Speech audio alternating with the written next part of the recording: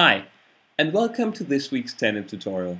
My name is Sylvester A. Hansen, and I will be your narrator / artist for this piece in which I will be attempting to make a case for Cruella De Vil and why she is in fact the most misogynistic character that the Disney company has ever made.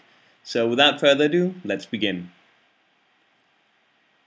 So first off, let me just explain what I'm actually doing here.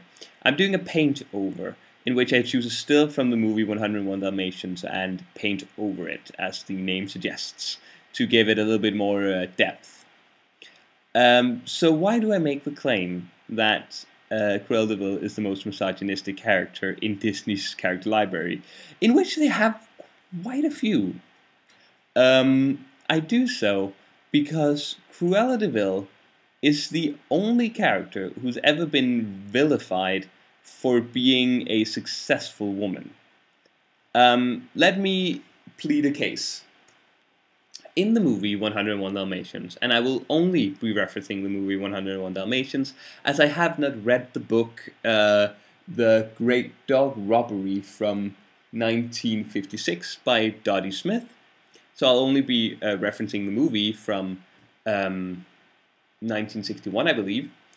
In that movie, Cruella De Vil is determined by her wealth. It is the first thing that we learn about her, is that she's very wealthy and a relatively bad driver, which is also unfortunate in a female stereotype kind of way. So what you learn about her is that she's very wealthy, but you never learn the source of that wealth. Her parents are never referenced, nor is a husband referenced. In fact, she's determined by the fact that she does not have a husband. And that leads me to believe that she is a self-made woman, that she's in fact a character who does not have a husband or a father, that she in fact generated her wealth herself. It is fair to assume, but it is an assumption nonetheless, that she made her wealth in fashion, and let's assume first, as that is her one and only passion. But I can't say that for certain. What I can say for certain is the fact that she is defined by the fact that she's very wealthy, and she's the only character in that movie who is opposed to a traditional female mindset.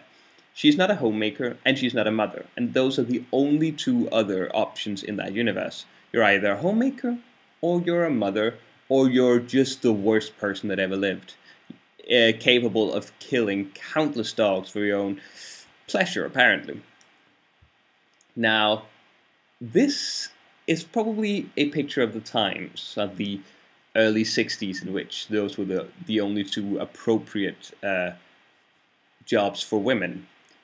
But it is unfortunate, nonetheless, that Disney, in their roster, has a female character who is defined solely by the fact that she's successful, and solely by the fact that she's awful due to this success. The reason I bring this up now is that Disney has done a very adamant job of polishing their own reputation. Sippity Doodah, for instance, a relatively racist song featuring a black man, has been removed from the library, as well as the crows from Dumbo. These are characters with a very racist overtone, which has been removed from the library. However, a clearly misogynistic depiction of femininity, as done by Cruella De Vil, remains a celebrated part of the Disney legacy. They bring her out whenever the villains are explained, and she is a good villain. But she's a terrible character. She is the most misogynistic character that they've ever made. And she is hailed. She's brought out in parades. Now, this is just one of many problems that the Disney company faces, but I feel like it's a big enough problem that it deserves its own episode of the Tentative tutorial. So I hope you enjoyed it, and thank you very much.